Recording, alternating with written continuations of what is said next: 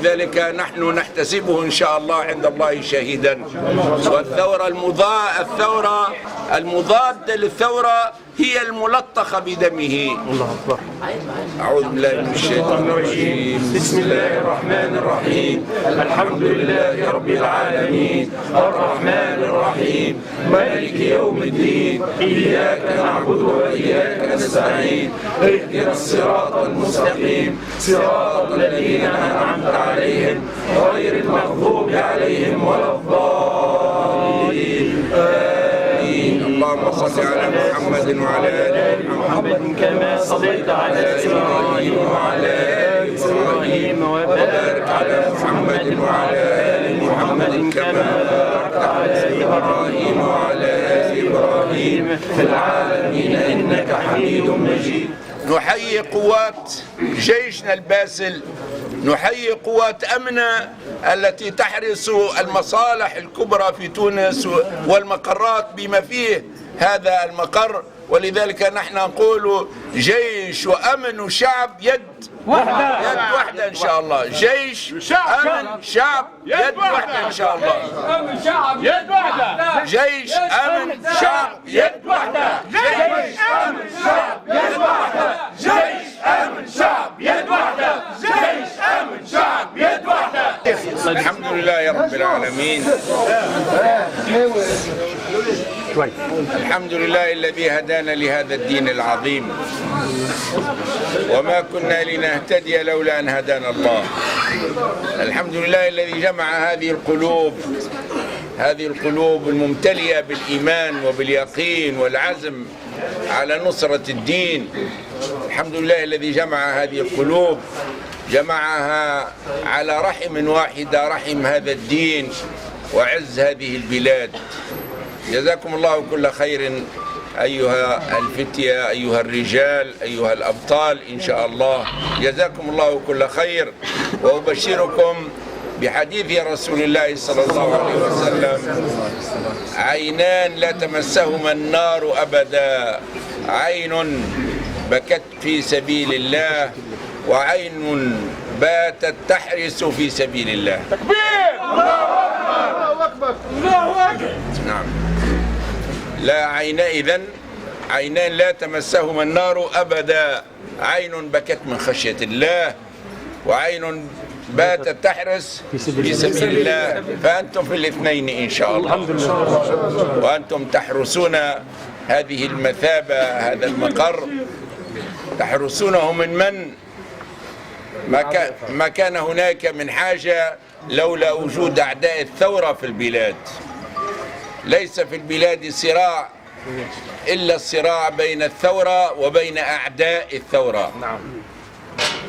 وأنتم إن شاء الله حراس هذه الثورة، أنتم إن شاء الله أبناء هذه الثورة التي تحرسونها، لأن هذه الثورة خير وبركة وعدل وحرية وعز للوطن ولكل الوطنيين.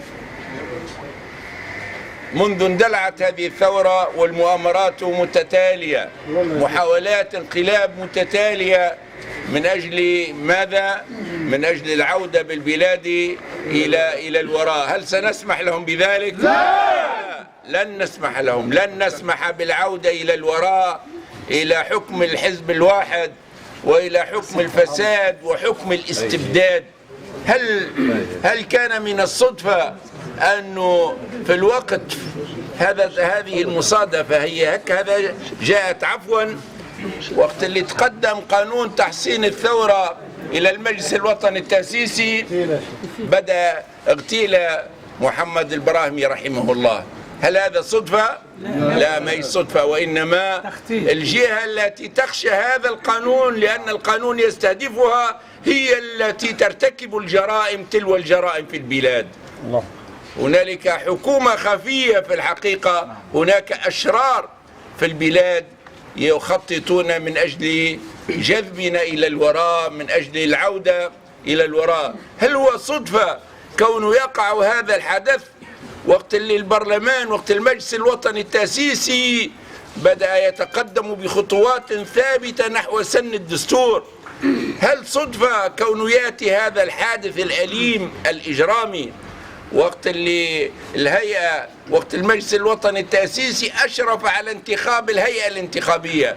هؤلاء الناس عندهم ثقة في الشعب ولا ما عندهمش ثقة في الشعب؟ هؤلاء الناس لا يريدون لتونس أن تكون لها ثورة وأن يكون لها دولة ديمقراطية ودولة حرة ودستور حديث، لأنهم يريدون جذب تونس إلى الوراء. هل ستسمحون لهم بذلك؟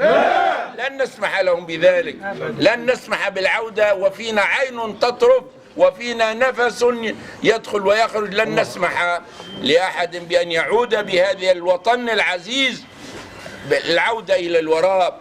يظنون أنهم سيصنعون في تونس نموذجا مصريا. وش مرغبهم في مصر هو يا أخي؟ الشعب المصري استسلم للطغاة ولا ما استسلمش؟ لن يستسلم. في كل مكان هنالك شعار يردد بالليل والنهار: لا لحكم العسكر، لا لحكم العسكر أبدا.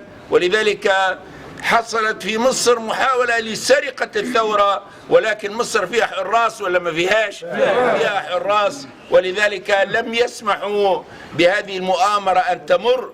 ملايين متجمهرة في كل الساحات المصرية رغم تهديدات العسكر.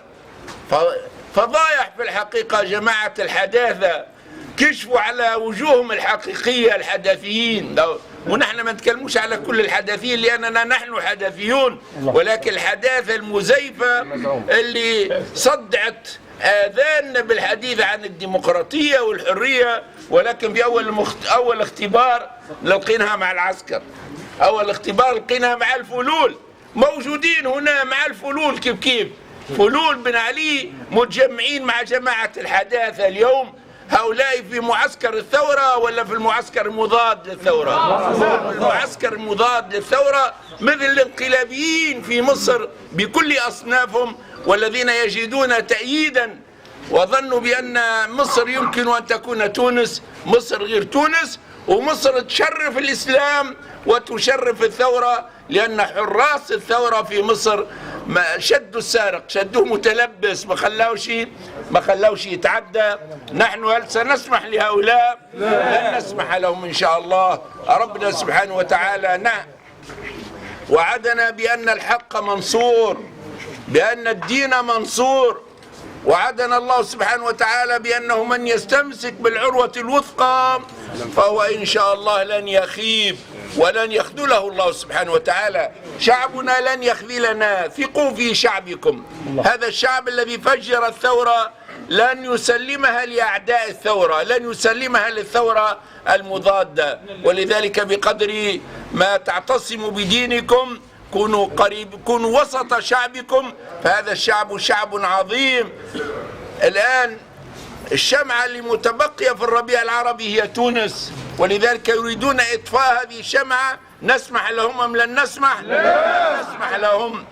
نحن واثقون من أن هذا الدين منصور، وأن هذا الشعب منصور، وأن هذه الثورة المباركة التي انطلقت من تونس ستضيء سماء العالم. والله غالب على أمره، وكل عام وأنتم بخير، وكل عام والعزة لله ولرسوله وللمؤمنين. والسلام عليكم ورحمة الله.